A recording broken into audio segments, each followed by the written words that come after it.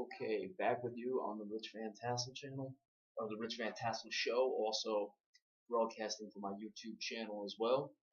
Going to give you a breakdown of last night's Thursday night football game in just a minute here. The 49ers really got smacked around in that game yesterday. I was expecting Seattle to win. Obviously, we picked Seattle to win the game. San Francisco just looked flat all game long. Did not look like they had any energy to play. And Seattle really took advantage of that. I turned it off when Seattle kicked the field goal to go up 20-3. I don't know if they called off the dogs or what happened in that case, but that's how the score remained. 20-3 was the final. I'm going to give you the box score here in just a minute. But San Francisco, you really got to question the character of that team. I mean, a lot of proud guys in that locker room, and guys who have won before and been to the pinnacle of the NFL success. Not the pinnacle, but have played in the Super Bowl. So I'm wondering exactly what went wrong for them in that game. All right, the box score first for the visiting Seahawks. Russell Wilson was 18 of 24, 235 yards, one touchdown, did have two interceptions, and both of them were in the red zone. One of them came in the end zone, the other was a deep pass that was intercepted in the end zone, so didn't really affect them there. Marshawn Lynch was a monster yesterday, 27 carries for 102 yards, that's 4.5 yards per carry, and one touchdown. Didn't look like the 49ers had any interest in tackling anybody in that game. So that's where most of the running yards came from. Altogether, 41 for 176 running the ball for the Seahawks. That's 4.3 yards per carry and a touchdown, of course, for Marshawn Lynch. Tyler Lockett was the top receiver, 5 receptions, 79 yards, a touchdown. Jermaine Kearse, 3 for 64. Fred Jackson was 4 for 33. Eric Reed was the safety for the 49ers, was very impressive against Jimmy Graham, held him to 2 receptions for 31 yards. We said in the season previews, Eric Reed was the guy you should look out for as a dark horse to make the All-Pro team.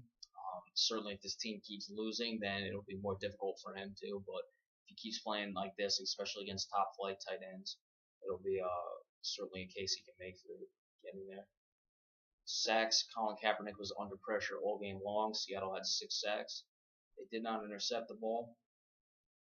They did not recover any fumbles. So San Francisco didn't turn the ball over at all. So you wonder how they got beat so bad. It was all the sacks there. Colin Kaepernick was 13 for 24, 124 yards, no touchdowns, no interceptions. So right when you think he's turned his season around over the past 2 weeks, he comes out with that, just not impressive at all. Carlos Hyde was held in check, 11 carries for 40 yards. That's 3.6 per carry. Altogether, 15 for 61 for the team, which was 4.1 yards per carry. Vernon Davis, the top receiver, the tight end for the 49ers, 4 receptions for 61 yards. Anquan Boldin, 3 for 39. Carlos Hyde fumbled the ball but did not lose it. San Francisco did get 5 sacks, so you look at it, 5 sacks, 2 turnovers. How do they get beat so bad? The entire game they just looked disinterested to play. I don't know what it was. I don't know if they were tired for a Thursday night game. Who knows? But you're looking at it, your season's essentially on the line at 2-4. You're playing a division game against another 2-4 team, and you come out looking like that. So very disappointing. From here, the Seahawks will be going to Dallas next week. We'll see what happens with the Cowboys this coming game against the Giants. So that could be a very interesting game with 2 teams with a lot riding on it. For San Francisco, they move on. They are on the bye. Or no, excuse me, they're not on the bye this week. They do have a mini bye because they are not playing on Sunday, obviously, but they are traveling to St. Louis next Sunday, so they have a chance to make up for it. St. Louis certainly hasn't been impressive either, but they're going to have to play much better than that, so we'll see what happens with the 49ers. But that was the game last night. Again, just the 49ers, I really have to question their professionalism in that game. You can't go without saying it. That was a terrible effort on their behalf. So they'll have to pick up the pieces and move on and really get their offense flowing again. Alright, so that is a breakdown from the game last night. We will be back with you in just a minute, and we will have for you the coming prediction for this weekend's game, this Sunday's game. So be sure to stay tuned for that in just a minute.